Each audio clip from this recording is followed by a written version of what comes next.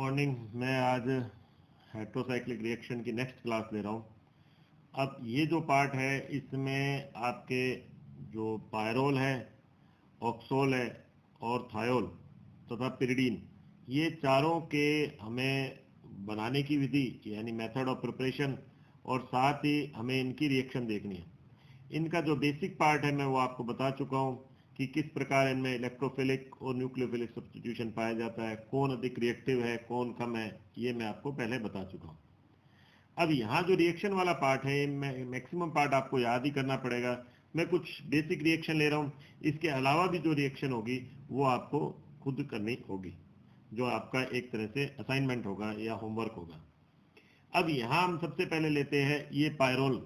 Pyrrole में हमने कहा ये एसिटिलीन, एक तो निर्माण की विधि हमने ली किससे, एसिटिलीन से। ये एसिटिलीन हम जो ले रहे हैं, एसिटिलीन को अगर हमने करवाई किससे, NH3 से हमने रिएक्शन करवा दी तो बन गया हमारे रेड हॉट ट्यूब। जैसे ये इस प्रकार से रिएक्शन हुई, जैसे हमने कहा मान लो ये, और साथ में हमने कहा इधर भी एक और एसिटिलीन और ये H और H। तो हमें ये ध्यान है ये वाला ग्रुप ये वाला, तो ये तो एक तरह से हम यूं समझ सकते हैं H2 के रूप में निकल गया और हमारे क्या बन गया, यहाँ पर पायरोल का निर्माण हो गया। P हमने पायरोल से एक बार दर्शाया। दूसरा हम लेते हैं अमोनियम म्यूसेट से। अमोनियम म्यूसेट ये जो हो गया, ये इस तरह से ये आपके अमोनियम म्यूसेट बना हुआ है यहाँ पर। अब इसमें क्या करा हमने, ग्लिसरॉल की उपस्थिति में 200 डिग्री सेल्सियस पर इसको गर्म करा तो होगा क्या है, इसमें NH3 निकला। तो हम यूं समझे ये NH4 है तो एक H रह गया, यहाँ पर एक H रह गया तो NH3 निकल गया। दूसरा हमारे पास क्या हो गया, ये एक NH इसमें काम आ गया बनाने में, तो यहाँ से बचे 3H और एक बचा ये, और ये 3H और एक यानी 4H किसके साथ चले गए, 4 वाटर मॉलिक्यूल बना दिया।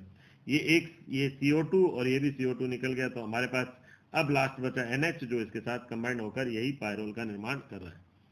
इसी तरह से हमने लिया सक्सिनेमाइड। ये सक्सिनेमाइड है। सक्सिनेमाइड में हमने ये चलाव्यवस्था को दर्शाया है। चलाव्यवस्था को दर्शाने के बाद OH इधर की तरफ आ गया यानी इनोलिक फॉर्म आ गई। इनोलिक फॉर्म में हमने किससे करवा दी, इसकी जिंक से करवा दी, तो ZNO हो गया और ये इस तरह से यहाँ पर बन गया। ऐसे ही अब आती है इसमें पॉल नॉर्थ संश्लेषण। पॉल नॉर्थ संश्लेषण में भी हम इस तरह से ले रहे हैं, 1,4 डाइकीटोन ले रहे हैं, उसमें भी चलाव्यवस्था दर्शा रहे।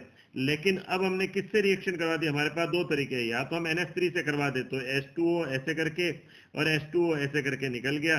तो H2O निकलने के बाद यानी NH3 से करवाने पर H2O निकलने के बाद हमारे पास बन गया ये पायरोल डेरिवेटिव, एक तरह से पायरोल व्युत्पन्न का निर्माण हो गया। और इधर से अगर मान लो हम कहते हैं NH3 से नहीं करवाते तो ये H2O निकल गया। H2O निकलने के बाद हमारे पास बन गया ऑक्सोल व्युत्पन्न, और उसकी हमने किससे करवा दी, NH3 से Al2O3 की उपस्थिति में, तो भी ये बन गया H2O निकल गया और यहाँ NH आ गया, यानी कि हमारे पास पायरोल का निर्माण। इस तरह से अब नॉर्थ पोलर संश्लेषण होगा और एनहांस संश्लेषण होगा, जो आपको स्वयं को देखना है। अब नेक्स्ट इसमें जो आता है इसकी रिएक्शन, तो मैं कुछ इंपॉर्टेंट ही इसमें एक तरह से रिएक्शन ले रहा हूँ और उसके बनाने की विधियां ले रहा हूँ। अब नेक्स्ट आ गया इसमें ये इसकी अभिक्रिया। तो अब रिएक्शन में क्या होगा, सबसे पहला तो नॉर्मली सभी क्या होंगे, ये योगात्मक अभिक्रियाएं दिखाएंगे। तो H2 और निकल, H2 निकल की प्रेजेंस में होगी तो ये बना हमारे पायरोलिडीन। लेकिन अगर जिंक और एसिटिक एसिड में करा तो हमारे पास बना ये पायरोलीन, और फिर उसकी फास्फोरस हाइड्रोजन आयोडाइड से कराई तो पायरोलिडीन का निर्माण हो गया। अब ये दूसरी हो गई एसिडिक नेचर। हमें पता है कि ये चूंकि एरोमेटिक है पूरा, यानी लोन पेयर तो दे नहीं सकता है, लोन पेयर तो किसी को देगा नहीं है। तो अब और दूसरा लोन पेयर रिंग में पार्टिसिपेट कर रहा है, नाइट्रोजन की इलेक्ट्रोनेगेटिविटी अधिक है, तो ये NH बॉन्ड के इलेक्ट्रॉन किसकी तरफ जाएंगे, नाइट्रोजन की तरफ जाएंगे। तो इसलिए यहाँ पर पार्शियल पॉजिटिव और एक तरह से यहाँ पर पार्शियल नेगेटिव करेक्टर डेवलप हो गया। तो ऐसे में इस H की ये जो H है जो यहाँ पर हाइड्रोजन है, ये प्रोटॉन के रूप में बेस के साथ निकल सकता है। तो जैसे हमने KOH से करवाई तो ये यहाँ पर आ गया, KOH से करवाने पर क्या आ गया, यहाँ N-K+ आ गया। तो इस तरह से ये पोटेशियम सॉल्ट का निर्माण हो गया। और इसी तरह की एक रिएक्शन, हालांकि वो फिफ्थ रिएक्शन होगी, लेकिन मैं वो यहीं पर आपको बता रहा हूँ। जैसे आपने लिया CH3COCl के साथ, तो यहाँ पर भी यही हुआ, CH3COCl के साथ ये H+ और ये Cl- निकल गया, Cl-, H+ और Cl- निकल गया, COCH3 यहाँ जुड़ गया जो सेकंड पोजीशन पर शिफ्ट हो गया। ये इस तरह से सेकंड पोजीशन पर 2 एसिटाइल पायरोल का निर्माण हो गया। हालांकि 2 एसिटाइल पायरोल आगे भी बनेगा, वो भी हम लेते हैं।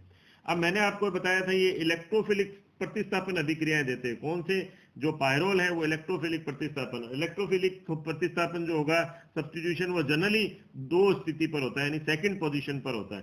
तो ये हमारा बना, जैसे हमने कहा नाइट्रेशन करवाया तो 2 नाइट्रोफिनॉल, यानी हमें किस तरह से बनाना है, ये NH, ये हमने करा 2 नाइट्रो पायरोल, ये बन गया, हमने नाइट्रेशन करवाने पर तो NO2 इधर आ गया। ऐसे ही अगर हम सल्फोनेशन करवा रहे हैं तो 2 सल्फोनिक अम्ल, यानी ये सल्फोनेशन पे ये इस तरह से, तो ये आ गया आपके SO3H। इसी तरह से फ्यूडल क्राफ्ट एसाइलेशन, यानी CH3COCl प्लस AlCl3, यहाँ CH3COCl और ये AlCl3, तो यहाँ पर भी बन गया 2 एसिटाइल पैरोल, जो अभी हमने ऊपर दिखाया था।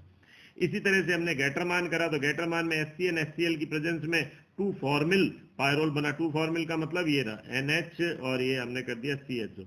और राइमाटिमान में ना केवल 2 फॉर्मिल पायरोल बनता है बल्कि बीटा क्लोरोपिरिडीन का भी निर्माण होता है। इसी प्रकार एजो ग्रुप अगर हम लेते हैं तो यानी कि कोई बेंजीन डाइएज़ोनियम सॉल्ट लिया तो ये एजो ग्रुप, एजो रंजक का निर्माण होता है, यानी एजो ग्रुप इधर की तरफ आ जाता है, ये रहा।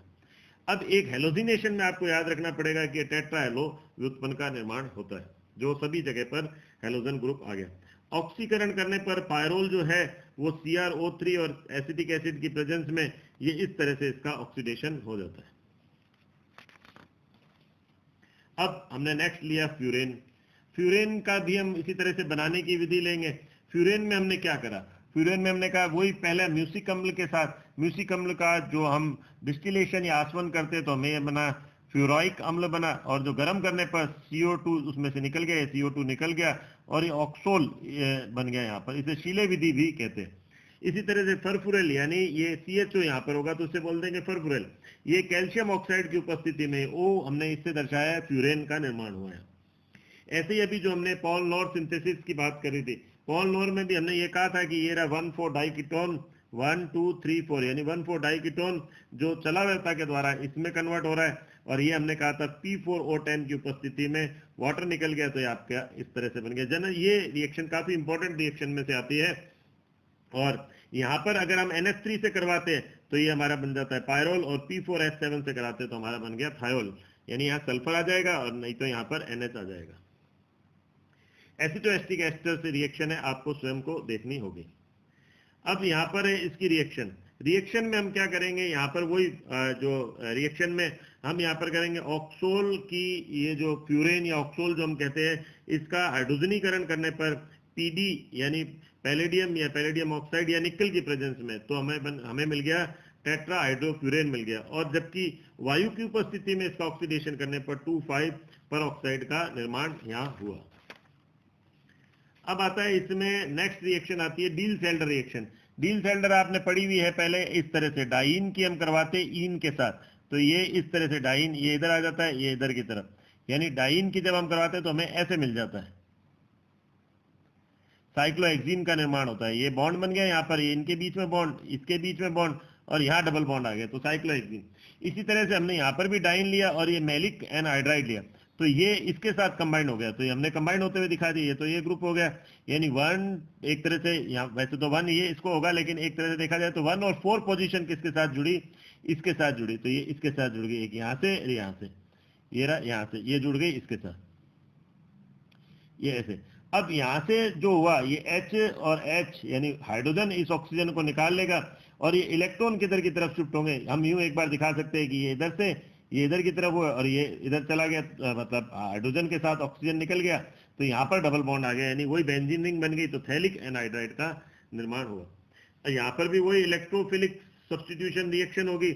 इलेक्ट्रोफिलिक सब्स्टिट्यूशन में वही फ्यूरेन क्या, जब हम नाइट्रेशन करवाते हैं तो 2 नाइट्रोफ्यूरेन का निर्माण होता है, ये 2 नाइट्रोफ्यूरेन। ऐसे ही सल्फोनेशन पर सल्फोनिक अम्ल, ऐसे ही ब्रोमिनेशन पर 2 ब्रोमोफ्यूरेन, क्लोरिनेशन पर 2,5 डाइक्लोरोफ्यूरेन, और वही गैटरमान पर वही फरफुरेल का निर्माण। फिडलक्राफ्ट एसाइलेशन पर 2 एसिटाइल यानी COCH3 आ जाएगा। इसी प्रकार ये C4H9 Li+, तो यहाँ पर Li आ जाएगा, E+ का काम कर रहा है। ये हमने CO2 से करवाई तो हमें क्या मिल गया आगे, ये इस तरह से, यानी O, और यहाँ पर आ जाएगा हमारे पास COOLI, और वाटर से वापस वाटर से करवा दी हमने HOH, तो ये इस तरह से HOH यानी LiOH अलग हो गया, और ये H या COH आ गया। इसी तरह से HgCl2 से करवाई, CH3CONa से करवाई, तो HgCl बन गया X2, और ये यहाँ पर यहाँ पर ये X इधर आ गया, ये अलग हो गया, HgCl2 अलग हो गया, यानी HgCl2 अलग, अगर मान लो Cl2 लेते तो HgCl2 अलग हो जाता और यहाँ पर Cl आ जाता। अब इसी तरह से आएगी आपके गोमबार्ग रिएक्शन।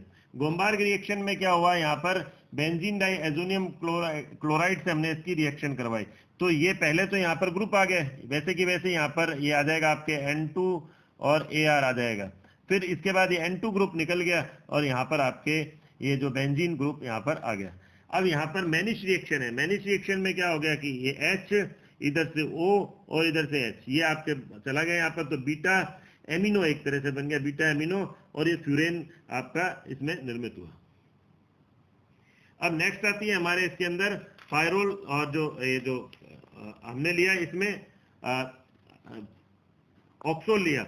अब हम थायोल की बात करते हैं, ये थायोल के निर्माण की विधि हो गई। इसमें थायोल में किस तरह से होगा, थायोल में भी यही हमने लिया, यहाँ पर एसिटिलीन के साथ करवाई, तो HH इधर आ गया, ये भी HH इधर आ गया, तो ये Al2O3 की उपस्थिति में ये थायोल का निर्माण हुआ। N ब्यूटेन से करवाने पर, चूंकि हमें पता है यहाँ पर कितने होंगे, CH3 CH2 CH2 CH2, तो यहाँ पर हमारे पास क्या हो गया, 3 H2 सल्फर के साथ निकल गए और यहाँ पर बन गया हमारे थायोल। इसी तरह से ये हमने करा सोडियम सक्सीनेट से करवाया, तो P2S3 की उपस्थिति में थायोल निर्मित हुआ। अब इसकी रिएक्शन किस प्रकार से होगी, तो यहाँ सबसे पहले हम ले रहे हैं यही यहाँ पर रिडक्शन रिएक्शन। अगर पैलेडियम की उपस्थिति में लिखते हैं तो हम लिखेंगे टेट्रा हाइड्रो ये थायोफीन का निर्माण होगा, लेकिन निकल की उपस्थिति में क्या हो जाएगा, N ब्यूटेन का निर्माण होगा। अब हमें पता है इसमें भी इलेक्ट्रोफिलिक सब्स्टिट्यूशन जो होगा वो कौन सी स्थिति पर पाया जाएगा, वो वही इसमें 2 स्थिति पर होगा, और वो ये हो गया आपके इलेक्ट्रोफिलिक सब्स्टिट्यूशन। तो इलेक्ट्रोफिलिक सब्स्टिट्यूशन हमने लिया, ये नाइट्रेशन वो 2 नाइट्रोथायोफिन, सल्फोनेशन 2 थायोफिन सल्फोनिक अम्ल, यानी हमें बस करना क्या है, यहाँ इस पोजीशन पर हमें ग्रुप लगाना है। जैसे हमने कहा ये सल्फोनिक अम्ल है, तो यानी हमने कर दिया SO3H। मान लो हम कहते हैं नाइट्रिक है, तो यहाँ NO2 आ जाएगा। Cl2 में 2 क्लोरो और 2 और 5 दोनों पोजीशन पर आएगा, यानी हमें 2 तरह के प्रोडक्ट मिलेंगे, एक तो ये वाला और एक हमें कौन सा मिलेगा, इस तरह से Cl, तो ये हमें मिल गया 2,5 डाइक्लोरो। इसी तरह से हमने NBS यानी N ब्रोमोसक्सिनामाइड से करवाई, तो 2 ब्रोमोथायोफिन मिल गया। ये फिडेलक्राफ्ट एसाइलेशन, तो COCH3 यहाँ पर आ गया। क्लोरोमेथाइलेशन करवाया, क्लोरोमेथाइलेशन में क्या हो गया, ये H ये इधर O और इधर की तरफ क्या निकल गया, यहाँ पर एक और H निकल गया आपके, यानी वाटर निकल गया, वाटर निकल गया, तो आपके क्या आ गया, यहाँ पर CH2 Cl का निर्माण हो गया। मर्क्यूरेशन पे वही HgCl2 से करवाई, तो HgCl आ गया।